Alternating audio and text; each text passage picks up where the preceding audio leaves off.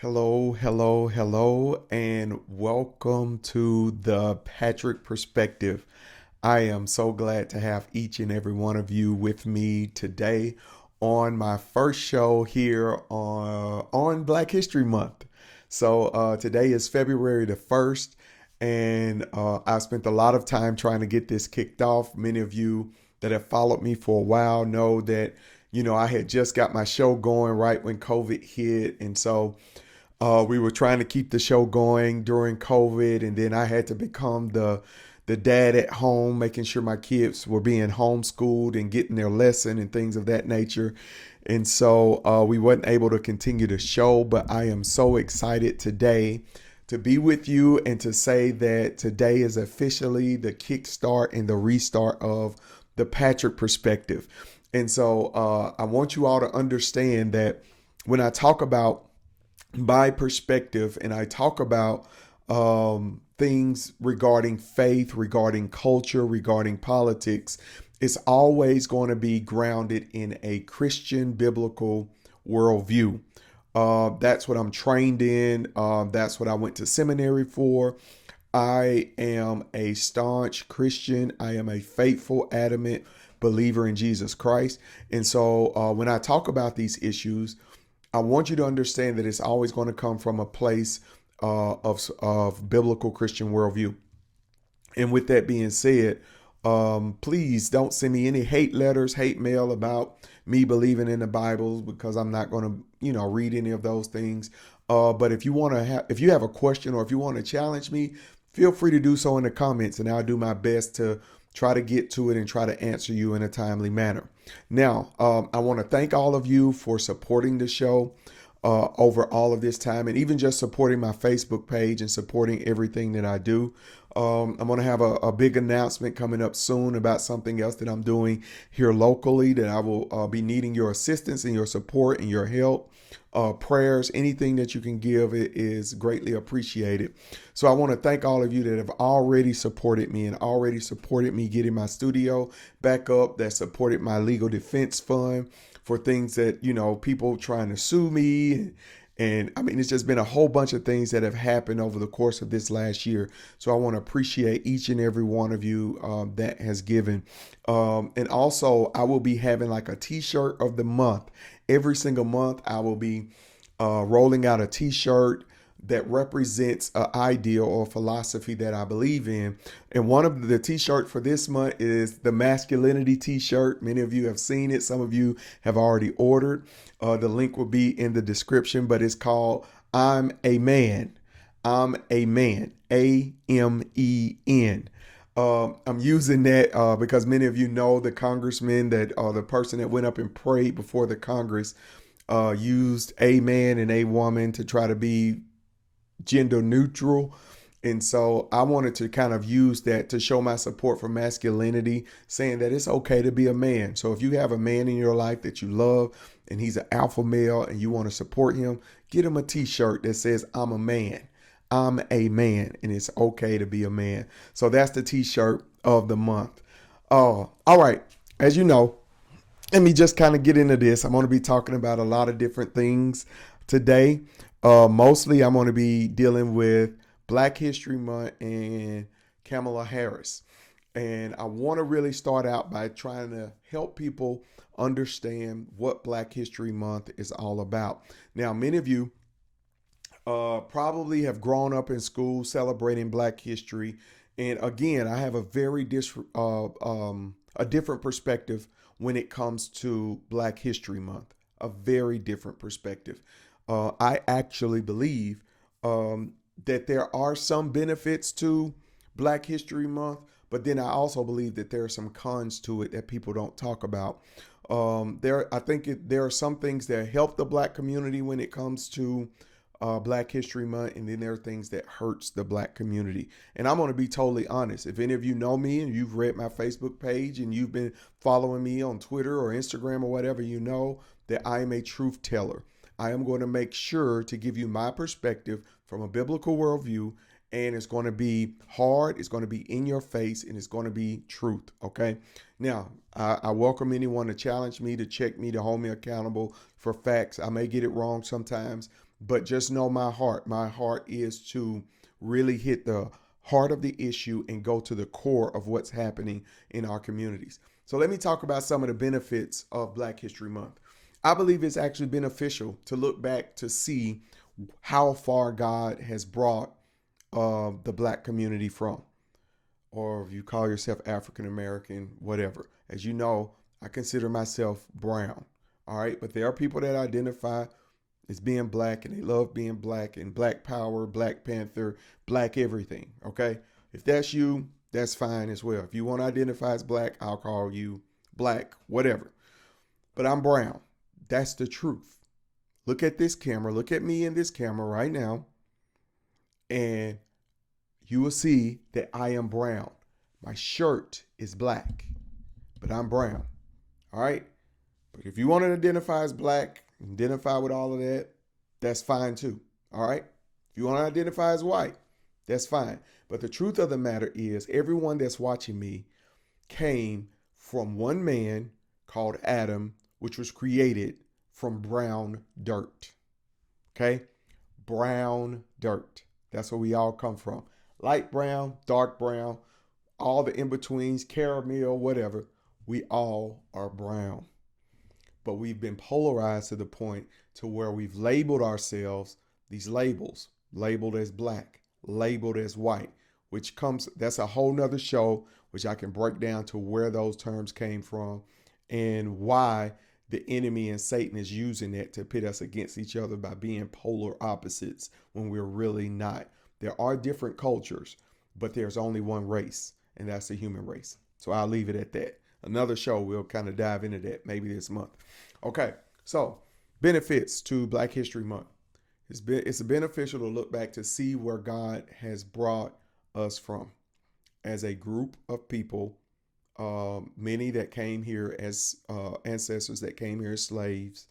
It's beneficial to look back to see how far we've come and how we've made progress from those times. A lot of people don't like to say that, but it is true. We have made a ton of progress. Now, the second benefit is when you get an understanding of your past failures and also your past successes, it's very beneficial to get an understanding of why some things failed, why some things didn't work, why there were some people that were successful, that came through the civil rights movement, that came through the Jim Crow era, that came through slavery. People like Frederick Douglass, Madam C.J. Walker, Booker T. Washington. There's a lot of people that came through hard times and was very successful. There's a lot of people that failed the Black community. There were ideas that failed the Black community. There are things that we're suffering from today because of failed public policies that happened during those times. So I believe that we can learn from those things. And Black History Month is a great month to just kind of look at those successes and failures. Number 3, there's a scriptural principle in the scripture where God told his people not to remove the old landmark. And so, and that was for them to kind of remember where they came from and to remember certain events that happened in their journey out of Egypt and out of whatever they were in, whatever, it may have been a war, it may have been, they were migrating from one place to another. God wanted them to place landmarks there so they could remember that it was God that took them from one place to another. So those are the benefits, I believe, and the only benefits of having a Black History Month. Can Black history be relegated to one month? I do not believe so. I believe that Black history is American history. American history is Black history. I believe we're all one and the same, but we got to get there. Everybody don't believe like I believe. Everyone don't have that perspective, but I'm going to explain why I have that perspective. Now, what are the cons to Black History Month? I believe some of the cons are when you continually look back over those things that happened to you in a negative manner. One of the cons, or one of the things that is not beneficial to the community, is that you will solidify yourself as an eternal victim. I'm gonna say that again. when you continue to look back at all of the negative things that happened to you and you continue to rehash them, dig them up, and you continue to prop them up or use them as props or use them as crutches, you can literally solidify yourself as an eternal victim. And I believe this is happening all over America, especially in the Black community. This is what we see in Black Lives Matter and movements like that. Another con is also you can continue to rehearse your past failures, and you can also start to resent those that were actually successful. I believe this is also happening in the Black community, where you don't hear a lot of people talk about Frederick Douglass and how he aided Abraham Lincoln in signing the Emancipation Proclamation. You don't see a lot of people talk about Abraham Lincoln. You don't hear them talk about Booker T. Washington, where his philosophy of working with your hands and having a great education and all of the ideas that came from a lot of those icons that we don't hear about. They're actually resented, or they're called Uncle Toms or turncoats, or all type of names, because they simply was successful while other people celebrated failure. So that's one of the cons, is that you can actually keep rehearsing your past failures and then resent those people that were successful and those principles that made us successful. And then even number 3, even with the old landmark thing, remember I told you that, God wanted, his people to place a landmark to remember.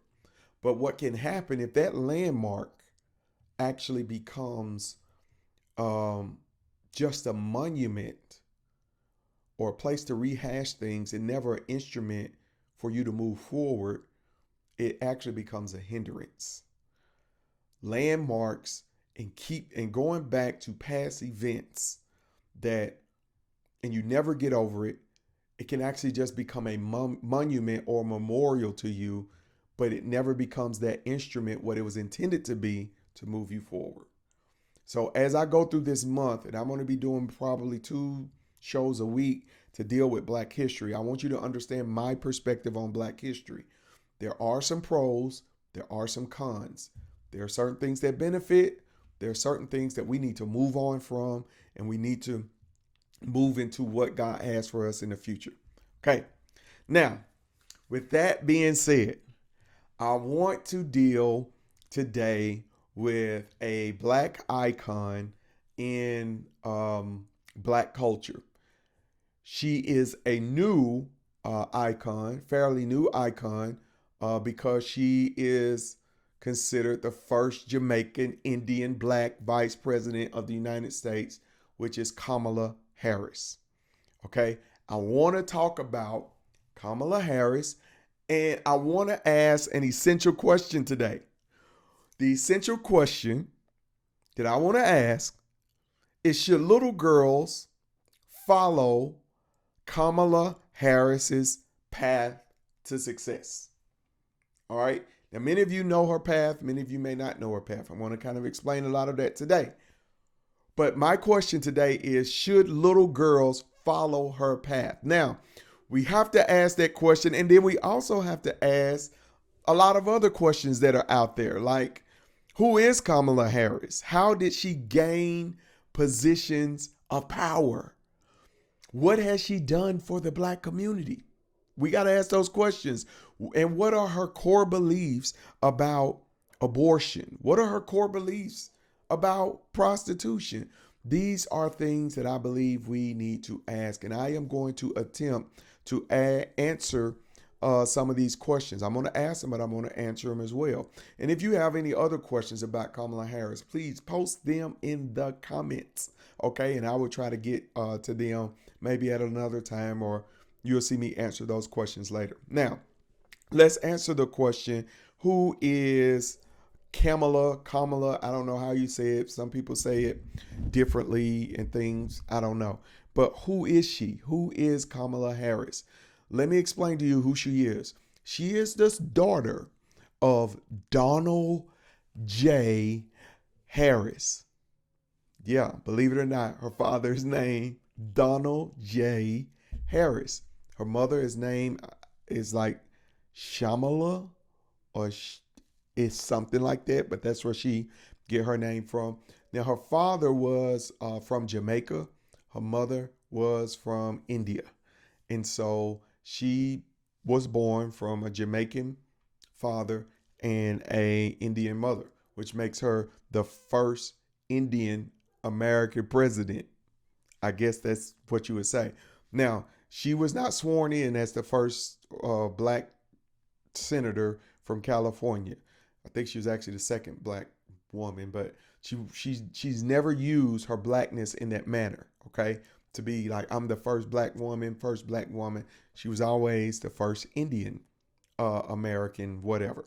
So she grew up in Oakland, California. She was born and raised in Oakland, California. She actually grew up going to a uh, Baptist church, and she went to a Hindu temple. So she grew up going back and forth between church and a Hindu temple. So it's very important to understand that, because you'll understand why she comes out and she would say some things she says, and you'll be like, that's not Christian.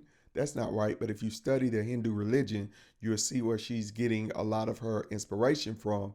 And she only uses the black church when she needs black votes. That's just kind of how she's done it all this time to get elected.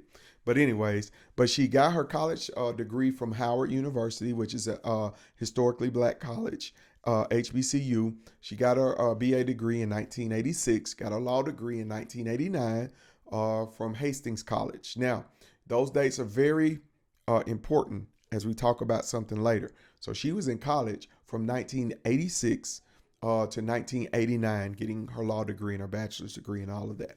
So that's in a nutshell where she came from. That's who she is. She has sisters. She has a sister that's an attorney. She's an attorney. She's been the prosecutor for the state of California, attorney general, all those things. She's been a lot of different things, which leads me to my next question about Kamala Harris. Okay, it's important because we're asking the question, should our little girls follow her path to success? All right, should they follow that? So far, seems like she has a good mother, good father. She goes to a Hindu temple. She goes to a Baptist church. She goes to college. She goes off to college. She gets her law degree. That seems like, okay, great. She's a great woman, great role model. We should all be wearing chucks and pearls because she's so great. But this next question, I want us to really dig into. The next question is, how did she gain her position of power? Very important. How did Kamala Harris get on the path to become the first Jamaican, Indian, Black American vice president? How did she do that? Well, I'm going to introduce you to somebody that gave her her start. And this person his name is Willie Brown. Willie Brown is one of the most greatest, I mean, he was a great political power in California back in the 80s, 90s. I mean, everyone that, came into power in California, it seems as if they had to go through Willie Brown. And so Willie Brown, I want you to look at him really closely. At the time of this picture, Willie Brown is 60 years old. Look at Kamala Harris. At the time of this picture, she is 30 years old. Now again, you got to ask yourself, let's stop right there. Should our little girls follow this path? Do you want, or would you want your daughter? Would you want your daughter to date a guy that's 30 years older than her? 30 years older. This is what we know happened. Okay? These are factual information. They dated. And also at this time, Willie Brown was he was mayor. He was actually the Speaker of the House. And he was actually married while they were dating. I'm going to say that again. Willie Brown was married while they were dating. So now she's dating, she's out of college, she's got her law degree, and now she's actually dating a man that's 30 years her age. 30 years, y'all. And he's married.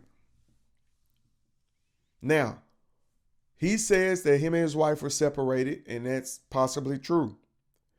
But he also says that he was still married to her. This is how Kamala Harris got her start in politics and her rise into power. He actually gave her a board position job. It was a non-working position, a board position job that paid her nearly $100,000 a year while he was dating her. Now imagine that. You got a young girlfriend, you're like, oh, I want to keep you around. So here's a job. I'm going to give you a job for you to make almost $100,000 a year. This is how she got her start. Willie Brown is on record saying, not only her, he says he's giving a whole bunch of women their start. He's that type of guy. But she dated this guy knowing he was 30 years older than her. And then she gets a position of power. I believe at that time it was on a health board. Don't quote me on that, but I believe it was like a health board where she got this job making $100,000 a year, or close to $100,000 a year. Maybe a little more, a little less. Now, do we want our little girls to follow this path? To where you have to sleep with a man 30 years, you're a senior, to get a position. Now, little girls are being inspired by Ms. Harris. They're being inspired by her rise to fame and becoming president. We see, girls all over America wearing Chucks and pearls. Chucks, that's something that they wear in California. It's kind of a cultural thing where you wear, the Chuck Taylors or whatever. You wear those shoes, and pearls, I guess, represents class and being elegant. Is that classy? Where you have to date a married man to gain position and power and money? It's very key that we understand this. It's very key. Because if I had a daughter, I would never tell her to do that. If I had a daughter, I wouldn't want her following any other woman that felt like she had to sacrifice her dignity in order to get a position. Okay? So how did she get her start? How did she gain positions of power? It was Willie Brown, a man 30 years her elder, that she dated, that was married, that got her to where she is today. Now, am I saying she's not a smart woman? I'm not saying that. She's probably very smart. But when it comes to our young people, and when it comes to our young girls, I take things like this very seriously. If you say you're a role model, and then these girls go back and they look up your life and they find this stuff out, and I'm doing this not to bash her, because I believe she needs prayer and she needs salvation just like everybody else. But I'm saying this for the sake of our children. If you're going to be a role model, if you're going to be a public figure, and I have to dig into your life and I have to dig this stuff up. And I'm not saying we're perfect. None of us are perfect. I'm not perfect. You can dig up my life and you'll find some things that I've done in my past. But then you'll also dig up where I've told people my past and the things that I've done. And I've told people how embarrassed I am of those things that I've done in my past when I was, a teenager, and when I was in high school, and when I was in college, some of those things. Some of you've read me talk about them. You've seen videos of me sharing my experience.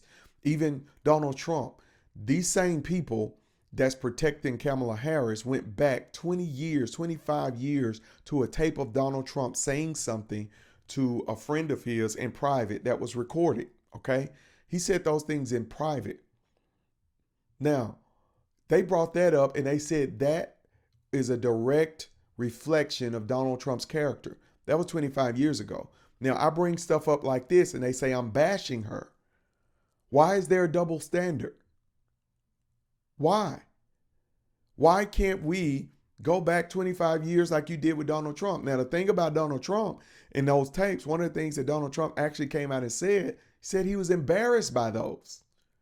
He was embarrassed by the talk and hearing himself talk like that. We all know that we've said things and done things that we're embarrassed by. I have. But have you heard Kamala Harris come out and say that she was embarrassed by sleeping or dating allegedly a married man? Have you seen her come out and say that? No, you haven't. You haven't heard that. And that's my point. We should be transparent with the next generation, with our little girls, not just telling them to wear chucks and pearls just because, oh, she's the first black woman that had become vice president. Even Martin Luther King said you judge a person not by the content of their skin, not just because she's black, but you judge them by the content of their character. That's all I'm asking you to do. Let me go to the next question. All right, so we know who Kamala Harris is. How did she gain positions of power? We know that Willie Brown was very instrumental in that. Now, we're going to ask the question, what has she done for black communities? What has she actually done for black communities? Now, when you look up, how she governed or how she was the prosecutor and attorney general for California, you're going to find out something. You're going to find out that she made sure that men were locked up, all men, white men, black men, Hispanic men. She made sure that they were locked up in prison for marijuana use. She made sure of that. That's one of the things that you're going to find out. She made sure that if you had marijuana, if you used it, if you sold it, if you had it in your possession, whatever, you were getting locked up. I believe it was actually 19.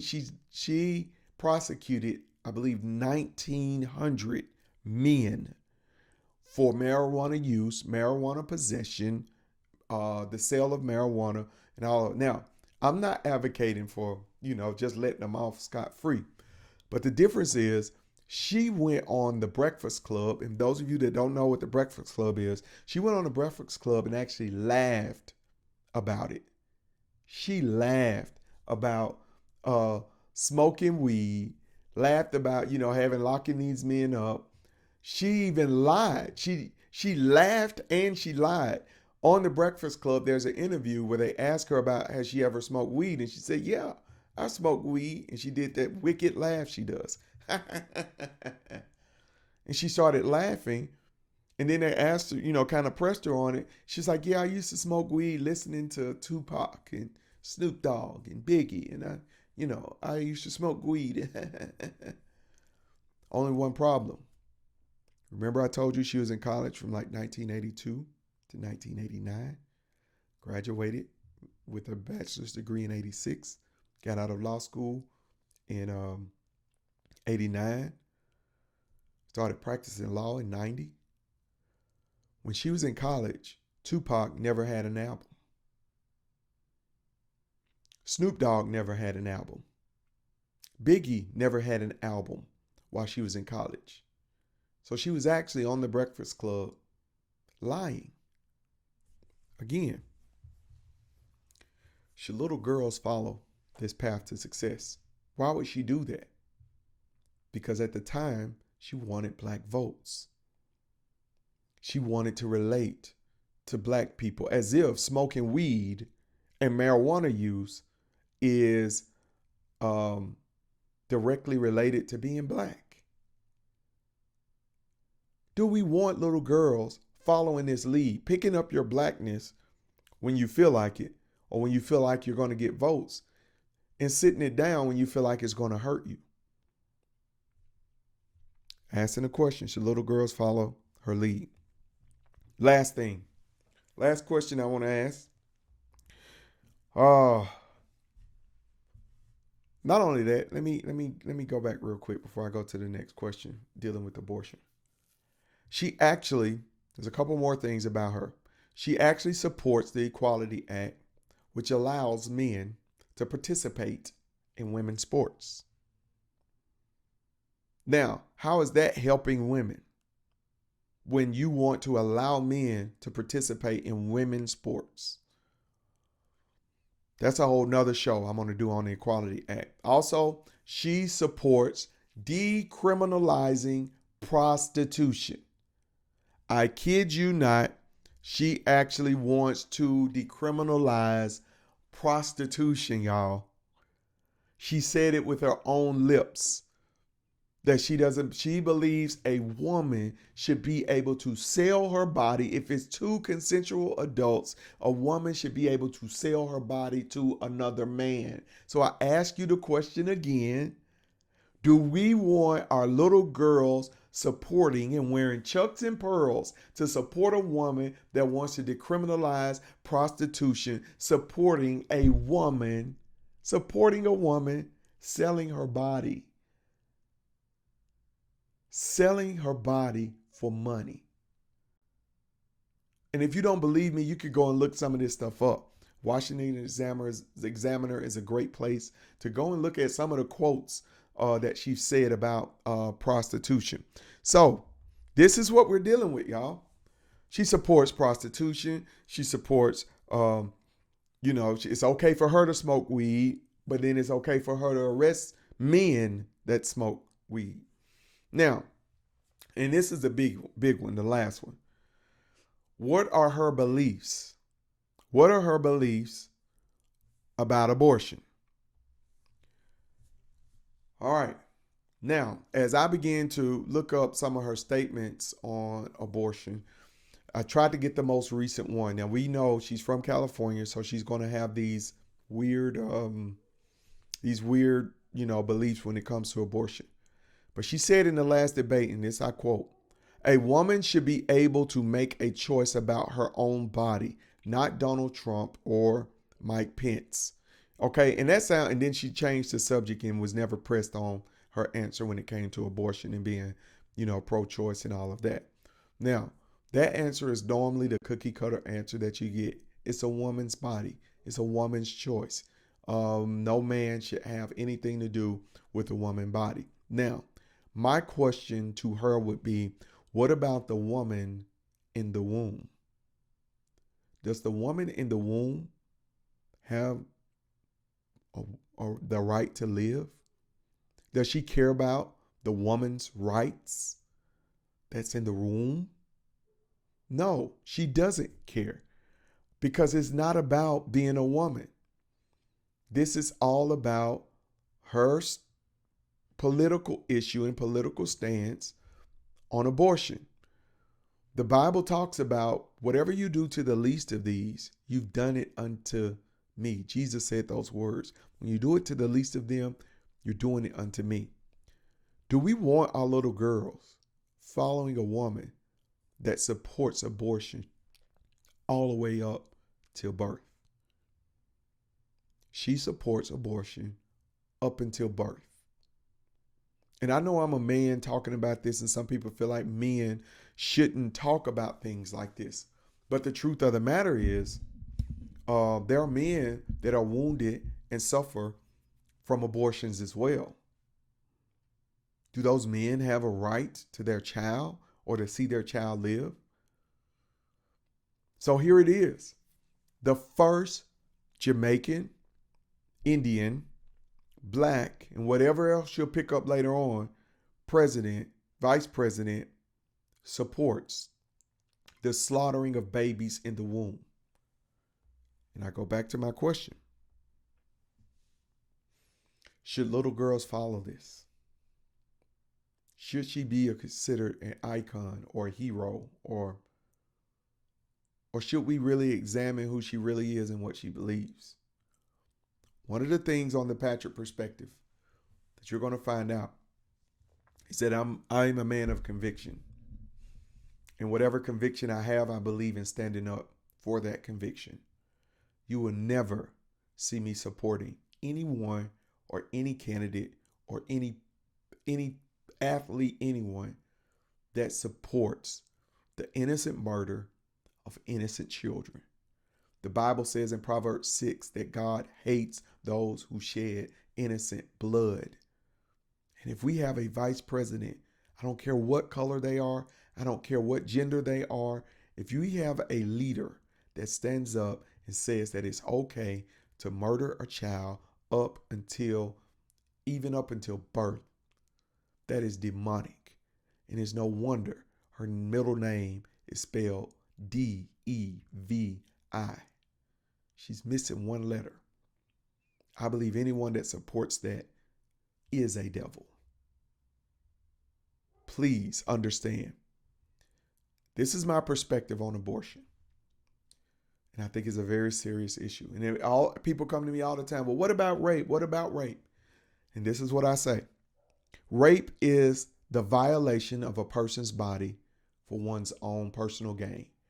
Again, let me explain what rape is. Rape is the violation of one's body for their own personal gain. Let me give you my definition of abortion. Abortion is the violation of a person's body for one's own personal gain. Again, my definition for abortion is the violation of a person's body, the body in the womb, for one's own personal gain. I do not believe that abortionist is better than a rapist. Okay? Don't believe that. I believe that you can still give life even with rape, or even you can give it up for adoption. And then it's less than 1%, less than 0.5% of women have an abortion because of rape. But they use this to try to justify it. And even our vice president is using this to justify abortion. So again, we have to ask the question, do we want our little girls to follow this path of success? Do we want to name her as a role model or an example to follow? I don't have a daughter, but if I had a daughter, she would not be a role model to my daughter. So I want to thank you all for watching my first Patrick Perspective for Black History Month. I'm going to be doing this 2 videos a week dealing with this. Please like and share this video on Facebook. Share it with your friends. Share it with family members. Email it to them, whatever you have to do. And if you're watching this on YouTube, like and subscribe to this. Hit the subscribe button and hit the like button. If you're watching this on YouTube, it helps me out a lot. Now, if this information that I'm giving to you, I'm starting a Patrick Perspective, this is what I am going to be doing as my life's work is coming to you with the truth, with my perspective, which is a biblical perspective. But on the other hand, it is my perspective. If this is valuable to you, please consider supporting the show and to keep us growing stronger and stronger. There'll be links in the descriptions where you can support us. Whatever you can do. If you don't have anything to give, you can pray for us. But if you have anything to give, that keeps the show going. That keeps me able to continue to research and have the time to come to you and to give you some enlightenment on faith, culture, and politics. So again, please continue to support the show. And thank you so much for joining the Patrick Perspective on today.